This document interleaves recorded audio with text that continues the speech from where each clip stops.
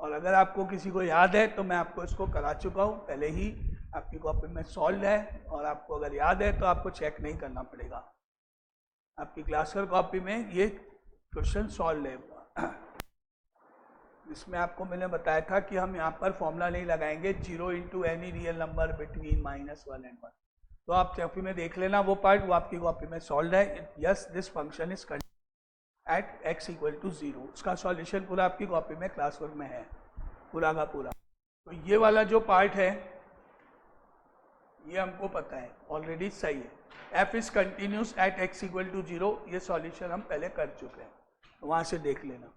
अब मुझे चेक करना है कि भाई ये फंक्शन डिफरेंशिएबल है कि नहीं जीरो पर। तो डिफरेंशिएबिलिटी का फॉर्मूला हमने लिखा, लेफ्ट हैंड डेरिवेटिव निकाला, x tends to a minus f of x minus f of a upon x minus a होता है। अब इसमें a का मतलब 0 है क्योंकि 0 पे चेक करनी है, तो limit x tends to 0 minus F X तो ऊपर वाला है ही, X square sine 1 upon x,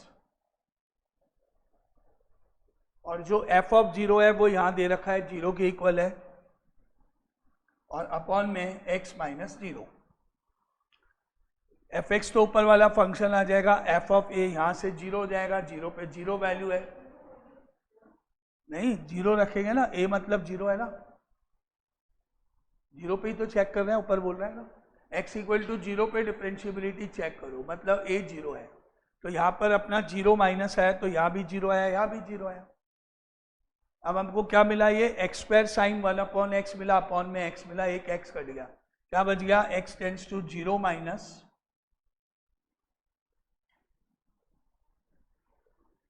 x sine 1 upon x बच गया।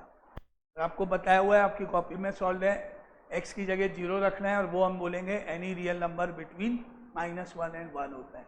तो फाइनली इसका आंसर 0 हो जाएगा।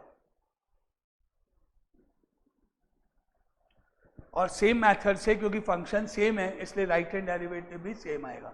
सॉल्व नहीं करना है, हम कह सकते हैं similarly right hand derivative is also equal to 0। तो फाइनली ये भी हमने चेक कर दिया, ये गलत आया, डिफरेंशिएबल है, कंटिन्यूस है ये, और डिफरेंशिएबल भी है। कौन, एफ एक्स, कहाँ पर, 0 पर, तो ये ऑप्शन तो नहीं होगा। ये तो अब बी ऑप्शन में बात कर रहा है एफ इज कंटिन्यूस, तो ये तो हम चेक कर चुके हैं, सही है। अब बोल रहा है F dash is not continuous.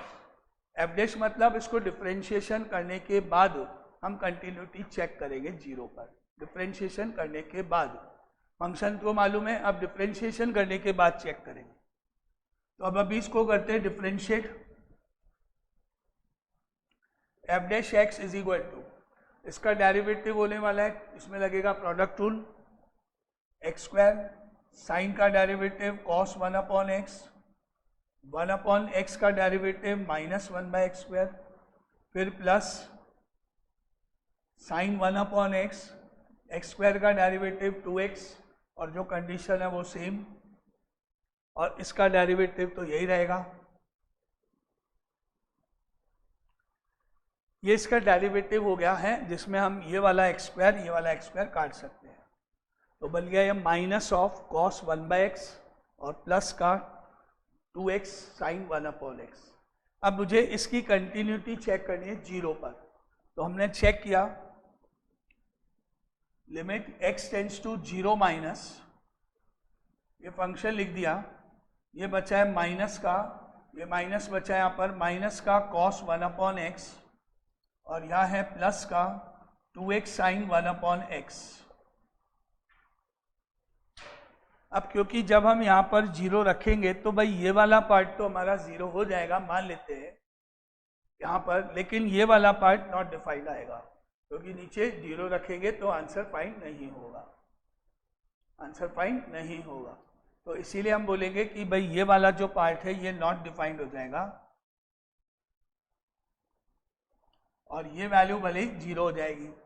तो फाइनली आंसर क्या हुआ, नॉट डिफाइंड ही हुआ, और नॉट डिफाइंड होने के कारण हम बोलेंगे it is not continuous at x equal to 0, यानी एफ डैश एक्स जो है डिफरेंशिएट करने के बाद वो 0 पे कंटिन्यूस नहीं है। तो अभी हमने चेक कर लिया, कंटिन्यूस है ये 0 पर। f की बात करें, f की डिफरेंशिएबल है x इक्वल टू 0 पर, f कंटिन्यूस है लेकिन f डैश कंटिन्यूस नहीं है। फिर both f and f dash are continuous, wrong हो गया, f तो है f डैश नहीं है। फिर f डैश इज कंटिन्यूस नहीं है, हमने अभी चेक कर लिया, तो इसलिए करेक्ट ऑप्शन भी हो गया। f is continuous but f dash is not continuous, तो बी इज करेक्ट। ये हो गया क्वेश्चन नंबर 7 का आंसर, है ना। जिसका जो आधा पार्ट है वो कॉपी में सॉल्व है, वो आप उसमें से देख सकते। तो इसको हम ऐसे लिख सकते हैं,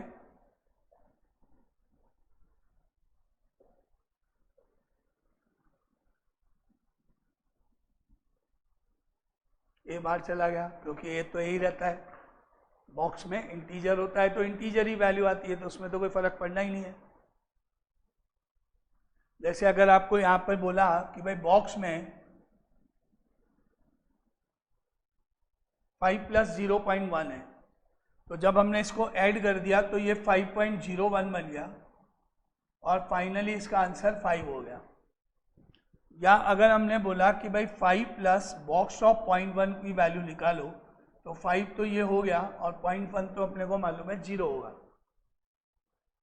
तो फाइनली आंसर सेम है, इसलिए नंबर तो बाहर जा सकता है, कोई फर्क पड़ने वाला नहीं। इसलिए हम जो इंटीजर है उसको बाहर ले जा सकते हैं। अगर डेसिमल में होता तब नहीं, क्योंकि कुछ फर्क पड़ेगा, फिर तो आंसर कुछ भी हो सकता है। तो ये बाहर चला गया ए, क्योंकि जेड को बिलोंग करता है इस रीजन के कारण। तो ये क्या बन गया, 13 sin x बन गया। अब हम यहाँ पर x की वैल्यू रखते जाएंगे, 0 से पाई के बीच में जो जो भी पॉसिबल है वो रखते जाएंगे, तो ये कैलकुलेट होगा, 13 से इंटू होगा, तो नेचुरली बहुत सारे पॉइंट्स आएंगे। जैसे फॉर एग्जाम्पल 0 से बड़ी, क्योंकि हमको सारी वैल्यू तो मालूम है नहीं, लेकिन फॉर एग्जाम्पल 30 डिग्री, 30 डिग्री अगर हमने यहाँ रख दिया तो sin 30 इज 1/2, 1/2 हो गया। 1/2 को जब 13 से इंटू किया गया तो 13/2 हो गया, 13/2 हो गया, दैट इज नॉन इंटीजर हो गया, नॉन इंटीजर। और आपकी कॉपी में क्वेश्चन सॉल्व किया हुआ है कि greatest integer function is continuous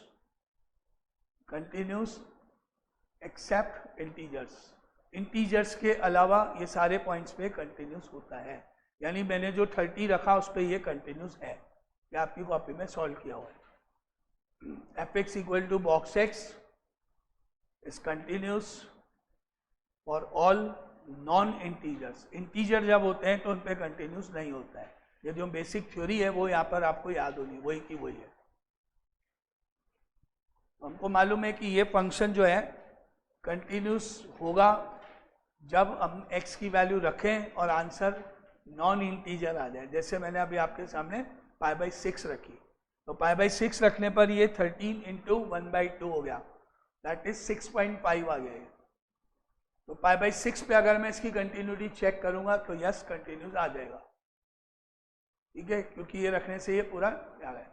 ऐसे वो पॉइंट्स हमको बताने हैं जिसपे ये कंटिन्यूस ना हो, नहीं हो, सॉरी डिफरेंशिएबल ना हो, डिफरेंशिएबल।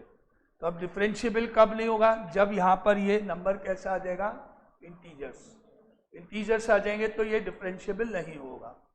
तो चेक करें कि ये इंटीजर्स कब कब होगा। यहाँ पर अब ऊपर हमको दे रखा है x is greater than 0 less than pi. तो 0 से पाई के बीच में अगर x है तो हम इसको दो पार्ट में ऐसे डिवाइड करेंगे, x is greater than 0 less than equal to π/2। π/2 0 और पाई के बीच में लाई करता है।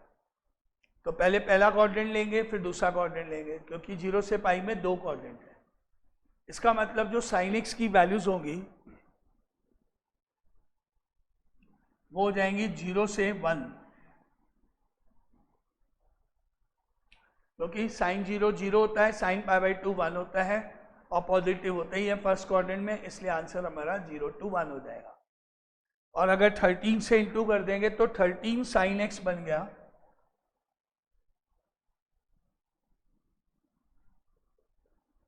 जीरो से 13 के बीच में आ गया वैल्यू। यानी कि ये जो बॉक्स में नंबर है इसकी वैल्यू 0 से 13 के बीच में कोई भी इंटीजर आ सकता है।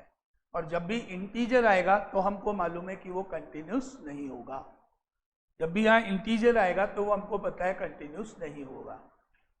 मतलब यहाँ x की कोई ऐसी वैल्यू रख दी जाए जिसकी साइन से वैल्यू देखने पर मान लो 1/13 आ गया सपोज, तो 1 हो गया, 1 नहीं होगा। ये सारे पॉइंट्स हैं जो इस रेंज में है जहाँ पे ये इंटीजर हो रहा है। तो इसका मतलब हो गया नंबर ऑफ पॉइंट्स हो गए जहाँ पर ये कंटिन्यूस नहीं होगा। 0 अलाउड नहीं है, 1 2 3 4 5 6 7 8 9 10 11 12 13, 0 तो अलाउड नहीं है। 1 से लेके 13 तक इन सारे पॉइंट्स पर ये कंटिन्यू डिफरेंशिएबल नहीं होगा, क्योंकि इंटीजर्स है और इंटीजर्स पे डिफरेंशिएबल नहीं होता है। यानी कि काउंटिंग करने पर ये 13 पॉइंट्स हमारे पास हैं जिन पे ये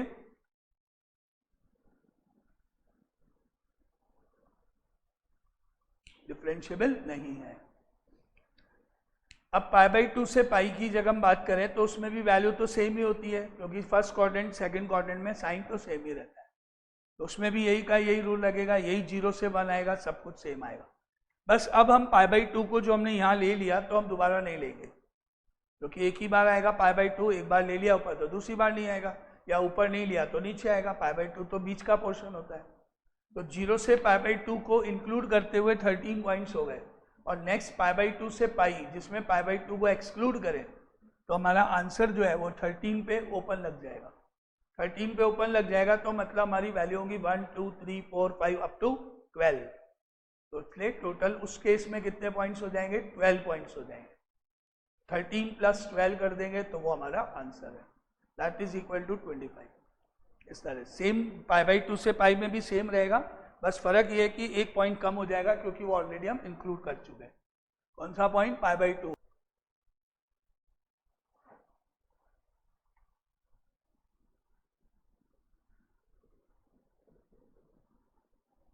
x is greater than π/2 less than pi, then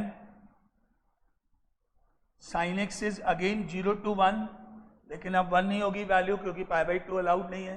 13 से इंटू करने पर 0 से 13 के बीच में आएगा, और 0 से 13 के बीच में 1 2 3 4 12 तक के पॉइंट्स आएंगे। काउंट करने पर ये 12 पॉइंट्स हो जाएंगे। देयरफॉर टोटल पॉइंट्स हमारे पास आ गए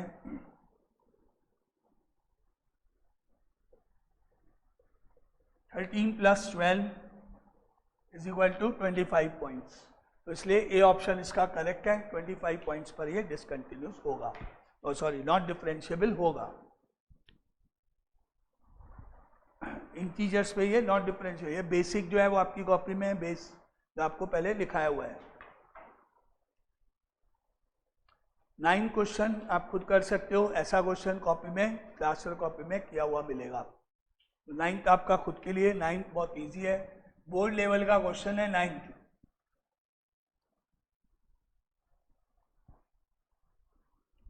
9 क्वेश्चन आपको बोर्ड लेवल का है जो आपकी कॉपी में ऑलरेडी किया हुआ है, इस तरह का क्वेश्चन। तो आप खुद ही कर सकते हो, इसका आंसर खुद ही निकाल सकते हो। Now question number 10, fx is equal to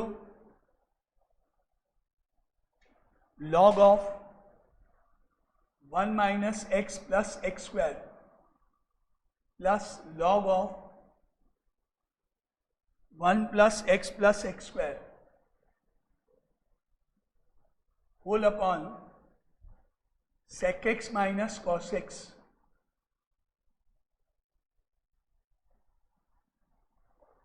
और दूसरा है k when x equal to 0। ये है x belongs to माइनस π/2 से प्लस π/2, और ये है when x equal to 0। is continuous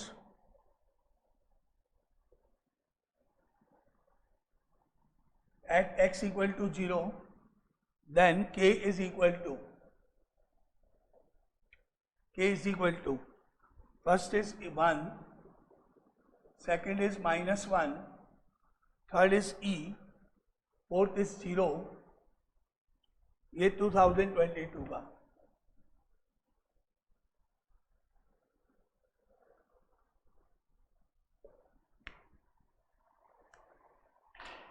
इसमें हमको नज़र आ रहा है कि ऊपर जो है x टेंड्स टू 0 माइनस करके जो लेफ्ट लिमिट निकलेगी वही लेफ्ट लिमिट k की वैल्यू भी होगी, क्योंकि कंटिन्यूस तो दे ही रखा है। तो लेफ्ट लिमिट यहाँ से निकलेगी, राइट लिमिट भी यहीं से निकलेगी। एक ही बार हम सॉल्व करेंगे, लेफ्ट लिमिट निकाल लेंगे 0 माइनस करके, जो भी आंसर आएगा वही हमारा k होगा। अब limit x tends to 0 minus, ऊपर हमको दिख रहा है, ऊपर log m plus log n की फॉर्म में है, log m plus log n की फॉर्म में ऊपर दिख रहा है आपको। तो हम इसको log m इंटू n कर सकते हैं। ये हो गया log of 1 minus x plus x square multiply by 1 plus x square, और डिनोमिनेटर को सेक को लिख दो 1 अपॉन कॉस एक्स और माइनस कॉस एक्स तो आई। अब जब ये दोनों ब्रैकेट आपस में इंटू होंगे तो इसको हम लिख सकते हैं x टेंड्स टू 0 माइनस, इसको हम पढ़ेंगे ऐसे 1 plus x square 1 plus x square एक साथ, 1 plus x square minus x एक ब्रैकेट, दूसरे ब्रैकेट में 1 plus x square plus x ये दूसरा ब्रैकेट, और अपॉन में एलसीएम लेने पर 1 माइनस कॉस स्क्वायर एक्स हो गया, कॉस एक्स ऊपर चला जाएगा।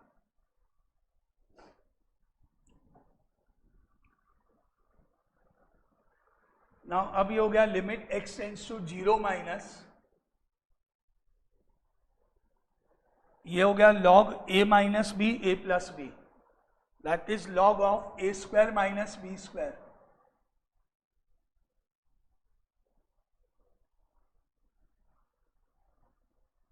log of 1 plus x square का whole square minus X square, log of 1 plus x square का whole square minus X square, और 1 minus cos square X is equal to sine square x, और multiply by cos X.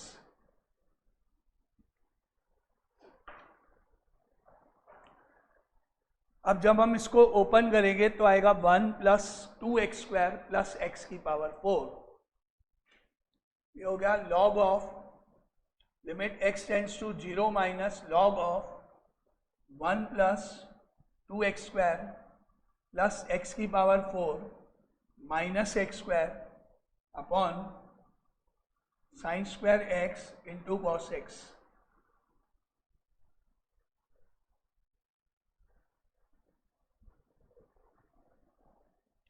और ये बन गया limit x tends to 0 minus log of 1 plus 2x square में से x square गया तो x स्क्वायर और प्लस का x4 upon sine square x into cos x, and limit x tends to 0 minus log of 1 plus,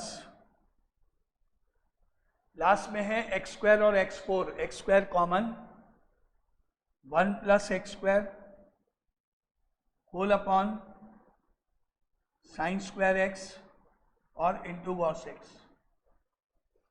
अब ये log वाली जो प्रॉपर्टी है, लॉग वाला जो लिमिट का रूल है वो लगेगा यहाँ पर। ये हो गया log 1 प्लस जो भी है आगे x, तो लॉग वाली जो रूल होता है, लिमिट का जो फॉर्मूला होता है वो लगेगा, और मुझे नहीं लगता कि आप में से किसी को इसके आगे का स्टेप आता होगा। फायदा क्या है पढ़ाने का, कोई फायदा तो हो न इसके आगे का स्टेप। जेई मेंस कर रहे हो भाई, वो उसके क्वेश्चन कर रहे हो, उतना करना है, आपको पता ही नहीं आगे क्या होने वाला है, या क्या रूल है, या क्या फॉर्मूला है, क्या, क्योंकि फॉर्मूले याद ही नहीं है लिमिट के किसी को, क्या होने वाला है क्या है। मुझे नहीं लगता आप में से किसी को इसके आगे का स्टेप है। शाबाश, मैंने बोला ना कोई फायदा नहीं है कितने पढ़ाने का, किसी को एक को कुछ पता ही नहीं है कि आगे क्या होने वाला है, कुछ याद ही नहीं रहे, कोई पढ़ाई नहीं होती है ना, कुछ वही तो कह रहा हूँ, आपको याद ही नहीं होगा किसी को इसके बाद का क्या स्टेप होगा, क्योंकि जो भी मैंने याद करने को बोला वो नहीं याद होगा।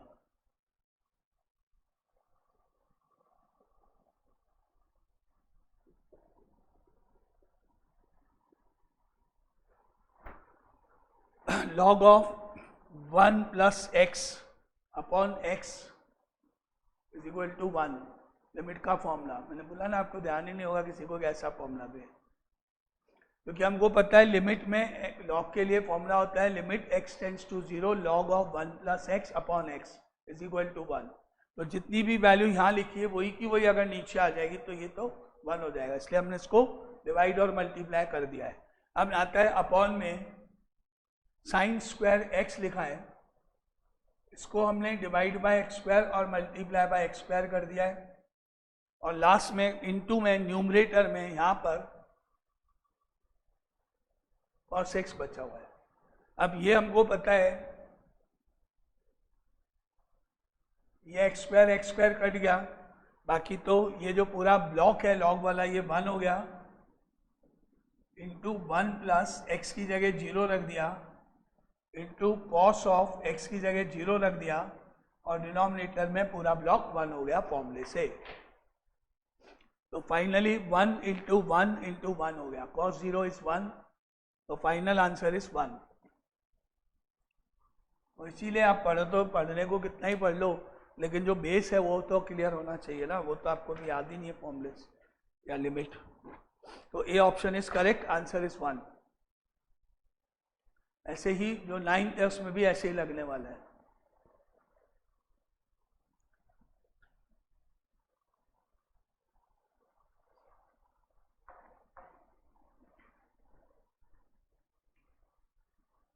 नाइन्थ क्वेश्चन पूरा बहुत, 9th क्वेश्चन में तो कुछ भी नहीं करना है, और भी बहुत इजी है।